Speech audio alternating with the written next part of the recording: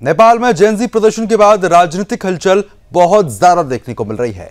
KP Sharma Oli के प्रधानमंत्री पद से इस्तीफे को अब 48 घंटे हो चुके हैं, लेकिन अंतरिम प्रधानमंत्री को लेकर अभी तक अंतिम निर्णय हो ही नहीं पाया। वास्तव में कल दिन भर चली राजनीतिक चर्चाओं के बावजूद कोई ठोस नतीजा सामने नहीं आया। मीडिया रिपोर्ट्स के मुताबिक सुशीला कार्की को अंतरिम प्रधानमंत्री बनाने पर लगभग सहमति बन गई है, लेकिन संसद को भंग करने या ना करने के मसले पर अभी भी बातचीत रुकी हुई है। सुशीला कार्की, जो भारत और प्रधानमंत्री मोदी की समर्थक है, अंतरिम पीएम बनेंगी तो ये कदम नेपाल भारत के रिश्ते और नेपाली हिंदुओं के हित में होगा। यह नेपाल के हिंदू समुदाय के लिए सकारात्मक साबित हो सकता है। दरअसल उनका नेतृत्व स्थिरता और भारत नेपाल संबंधों को मजबूती देने वाला माना जा रहा है। एक अधिकारी के अनुसार राष्ट्रपति रामचंद्र पौडेल संसद भंग करने के पक्ष में नहीं है।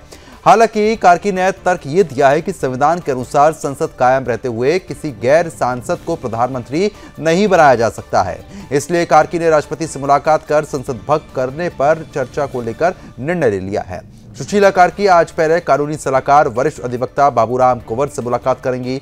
इसके बाद राष्ट्रपति पौडेल के साथ निर्णायक बातचीत भी होगी। यदि सहमति बन जाती है तो कार्की आज ही अंतरिम मंत्रिमंडल के प्रमुख के रूप में शपथ ले सकती हैं। आपको हम ये भी बता दें कि अधिकांश मुद्दे पर सहमति बन चुकी है, लेकिन कुछ संवैधानिक बिंदुओं पर अभी भी बहस जारी है। राष्ट्रपति पौडेल ने गुरुवार को कार्की और संविधान विशेषज्ञों के साथ दिन भर और रात में बैठक की है। कुछ पक्ष संसद भंग करने के पक्ष में है, जबकि अन्य संविधान के अनुसार कार्यरत संसद की आवश्यकता पर जोर दे रहे हैं। वास्तव में नेपाल की राजनीति स्थिर, फिलहाल संवेदनशील है। सुशीला कार्की ने अंतरिम प्रधानमंत्री बनने की संभावना काफी ज्यादा बढ़ा दी है, लेकिन अंतिम रूप में यह निर्भर करेगा कि राष्ट्रपति और संवैधानिक सलाहकार किस निर्णय पर पहुंचते हैं। यह कदम नेपाल के राजनीतिक भविष्य और नेपाल भारत संबंधों के लिहाज से बहुत ज्यादा महत्वपूर्ण माना जा रहा है।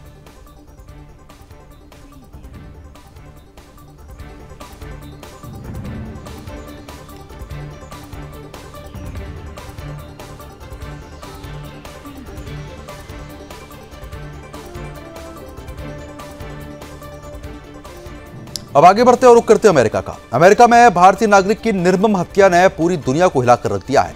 दरअसल ये घटना अमेरिका के डलास शहर की है, जहां पर एक भारतीय नागरिक का सिर उसके ही परिवार के सामने चाकू से धड़ से अलग कर दिया है। ये एक ऐसा हादसा है जिसे सुनते ही हर संवेदनशील व्यक्ति की रूह कांप उठेगी। ये दुखद घटना 10 सितंबर की सुबह डलास के डाउनटाउन क्षेत्र में स्थित सुटर्स मोटर में हुई है। पुलिस के अनुसार घटना का केंद्र बिंदु था एक मामूली विवाद, जो बाद में नरसंहार में बदल गया। पुलिस ने मृतक की पहचान 50 वर्षीय चंद्रमौली नगमलैया के रूप में की है, जो अमेरिका में अपने कार्यस्थल पर जीवन यापन कर रहा था। वास्तव में पूरी घटना इतनी जघन्य और क्रूर थी कि शब्दों में इसको बयान कर पाना काफी ज्यादा मुश्किल है। आपको ये बता रहे हैं कि आरोपी 37 वर्षीय यूडानस कोबोस ने नगमलैया के साथ वॉशिंग मशीन के उपयोग को लेकर विवाद किया था। नागमलैया ने आरोप लगाया कि आरोपी और उसकी महिला सहकर्मी मोटेल के कमरे की सफाई करते हुए वॉशिंग मशीन का अनुचित रूप से इस्तेमाल कर रहे थे। इस पर नाराज होकर आरोपी ने गुस्से में आकर न केवल नागमलैया से विवाद किया, बल्कि एक चाकू निकालकर उस पर हमला तक कर दिया।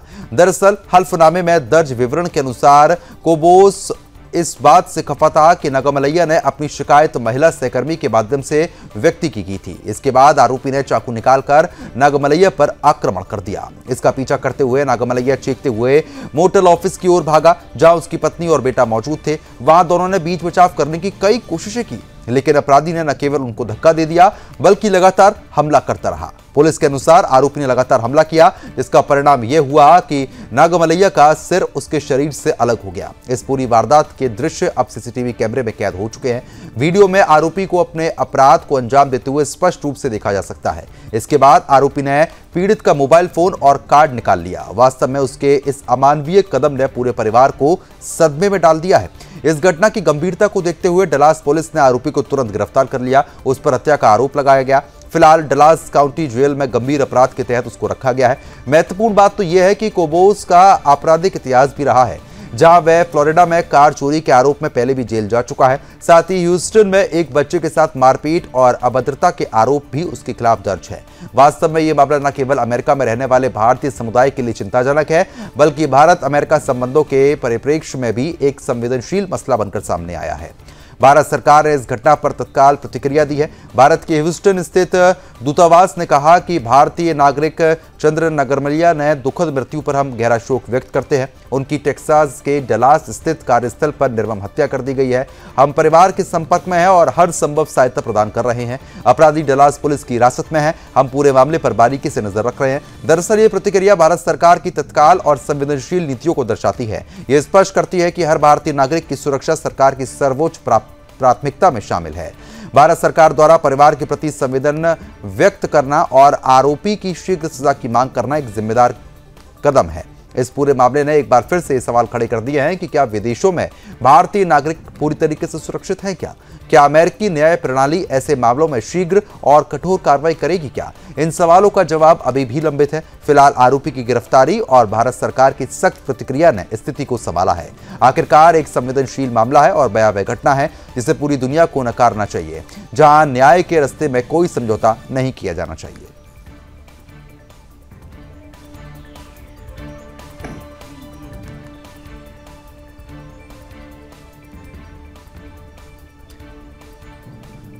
इजरायल ने पिछले 72 घंटों में 6 मुस्लिम देशों में सटीक और रणनीतिक हमले किए हैं और पूरी दुनिया को यह बता दिया कि सुरक्षा और आतंकवाद के खिलाफ उसका संकल्प अडिग है। ये हमले Gaza, Syria, Lebanon, Qatar, Yemen और ट्यूनीशिया में किए गए हैं।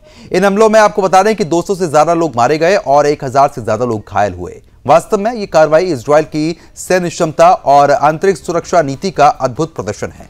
इजरायल का यह कहना है कि हमले आतंकवाद और देश की सुरक्षा के लिए अनिवार्य थे।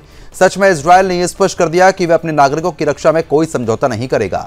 इजरायली पीएम नेतन्याहू ने कहा, जो अमेरिका ने 9/11 के बाद किया वह अब इजरायल ने किया। दरअसल नेतन्याहू ने इन हमलों को अमेरिका की कार्रवाई से तुलना करते हुए यह बताया कि आतंकवाद पर निर्णायक कार्रवाई समय की मांग है। विशेष रूप से कतर की राजधानी दोहा में मंगलवार को इजरायली सेना ने हवाई हमले किए। इसमें हमास के प्रमुख खलील अल को निशाना बनाया गया था। हमले में 6 आतंकवादी मारे गए, जिसमें अल का बेटा भी और उसका गार्ड शामिल बताया गया। यह हमला यह दर्शाता है कि इजरायल आतंकवादियों को उनके अड्डों पर ही समाप्त करने में पूरी तरीके से सक्षम हो चुका है। वास्तव में हमास के अधिकारी अमेरिका के युद्ध विराम प्रस्ताव पर चर्चा कर रहे थे, लेकिन इजरायल ने तुरंत कार्रवाई करके अपनी शक्ति और तत्परता भी साफ तौर पर दिखा दी है। इजरायल ने सोमवार को लेबनान के बेका और हरमेल जिले में हिजबुल्लाह के ठिकानों पर अटैक कर दिया। इसमें 5 आतंकवादी मारे गए। इजरायली सेना का यह दावा है कि यह हमला हिजबुल्लाह के सैन्य ढांचे को क्षति पहुंचाने के लिए सटीक था। मंगलवार को भी ड्रोन हमले के माध्यम से हिजबुल्लाह के एक सदस्य को निशाना बनाया गया। वास्तव में यह दर्शाता है कि इजरायल मुस्लिम देशों में आतंकवाद के खिलाफ लगातार सतर्क और सक्रिय है। सीरिया में सोमवार को इजरायली फाइटर जेट ने सैन्य ठिकानों पर एयरफोर्स बेस पर सटीक हवाई हमला कर दिया। रिपोर्ट्स के अनुसार इसमें कोई नागरिक हताहत नहीं हुआ। यह स्पष्ट करता है कि इजरायल आतंकवाद को निशाना बनाने में निपुण है और नागरिकों की सुरक्षा का भी ध्यान रखता है। इस वर्ष इजरायल ने 86 हवाई और 11 जमीनी हमले करके 61 आतंकियों को पूरी तरीके से खत्म कर दिया है।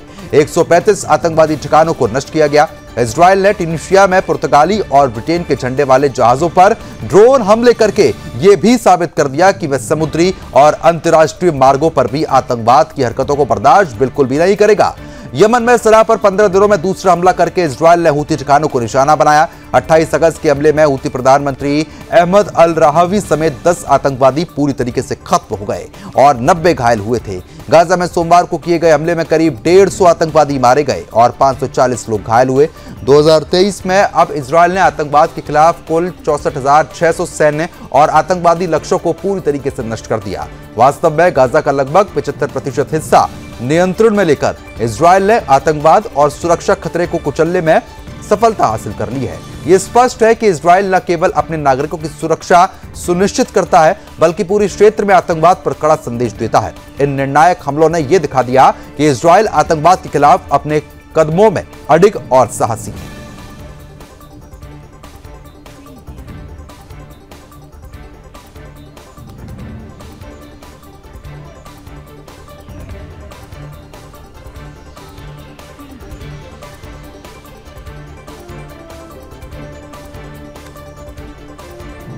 तो बड़े पैमाने पर लगातार अटैक्स हो रहे हैं, जिसके बाद कई आतंकवादी अब तक मारे जा चुके हैं।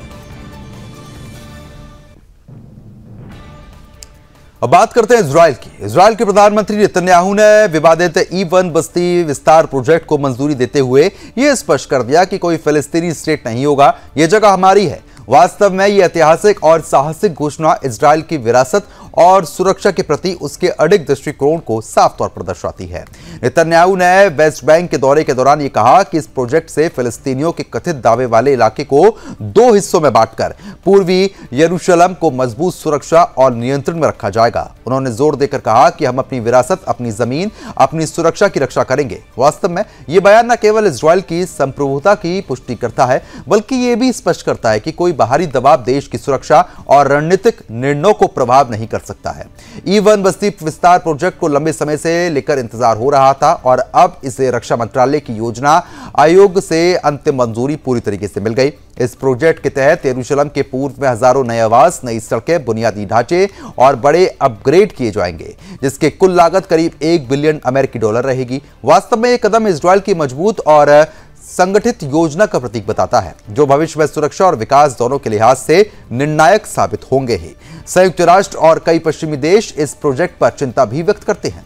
उनका यह तर्क है कि इससे वेस्ट बैंक 2 हिस्सों में बंट जाएगा, पूर्वी यरूशलेम प्रभावी रूप से अलग थलग पड़ जाएंगे। हालांकि नेतन्याहू और इजरायल की सरकार ने यह स्पष्ट कर दिया कि यह निर्णय देश की सुरक्षा, नागरिकों की भलाई के लिए अनिवार्य है। वास्तव में इजरायल ने साबित कर दिया कि उसका प्राथमिक लक्ष्य आतंकवाद और सुरक्षा खतरों से अपने नागरिकों की रक्षा करना है।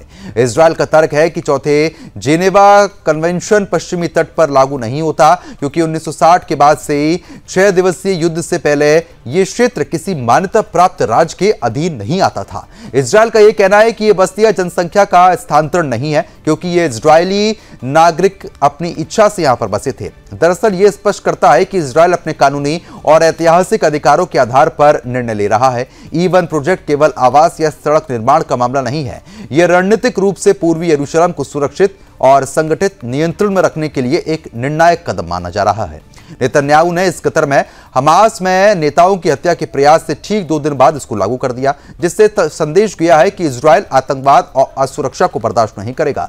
दशक से चले आ रहे इजरायल फिलिस्तीनी संघर्ष में आपको बता दें कि द्विराज्य समाधान की कल्पना की गई थी, लेकिन नेतन्याहू ने स्पष्ट कर दिया कि इजरायल की सुरक्षा और संप्रभुता सर्वोपरि है। वास्तव में E1 प्रोजेक्ट इजरायल की रणनीतिक मजबूती और भविष्य की सुरक्षा सुनिश्चित करने वाला कदम है।